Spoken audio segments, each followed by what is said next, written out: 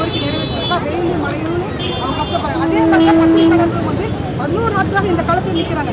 அப்படிப்பட்ட பத்திரிகையாளர்களை பார்த்து நீங்க வந்து விரட்டுறது அப்படின்றது சரியா இருக்கும். அதாவது பத்திரிகையாளர்கள் கேட்கிற கேள்விக்கு அவங்க கிட்ட பதில் இல்ல. உங்களோட செயற்பாடு நீங்க வரைவு வந்து எலெக்ஷன் அப்ப நிக்கும் பொழுது சொன்னீங்கல்ல, அதாவது துப்புரவு பணியாளர்களுடைய அனைத்து கோரிக்கைகள், ஓய்வூதியமா இருக்கட்டும், உங்களோட பணி நிரந்தரமா இருக்கட்டும், இதெல்லாத்தையும் நான் சொல்றேன். Page number 80 to 85th point 2021 election manifesto DMK ஓடதுல இந்த பாயிண்ட் இருக்கு.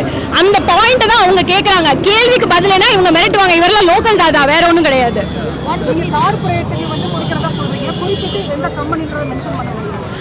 ஆக்சுவலா இப்போ நான் சொன்னேன்ல, தென் சென்னையில ஏற்கனவே பண்ணிட்டாங்கன்னு சொல்லி, அது வந்து ஒரு ஸ்வீடன் பேஸ்ட் கம்பெனி அர்பேசர்னு சொல்லிட்டு. இப்போ டெண்டர் விட்டப்ப அர்பேசர் வந்து they have pulled out. இந்த ப்ராஜெக்ட்ல வந்து நாங்க உள் வர மாட்டோம். ஏன் அப்படின்னா எங்களால வந்து சுதந்திரமா பயணப்பட முடியல. இது வந்து நமக்கு வந்து இன்சைட் நியூஸ் தான், எனக்கு வந்து உறுதிப்படுத்தப்பட்டதா தெரியல. அவங்க ஆனா புல் அவுட் பண்ணாங்கிறது இட்ஸ் வேர் இந்த நியூஸ், அது வந்து பொது தகவல் தான்.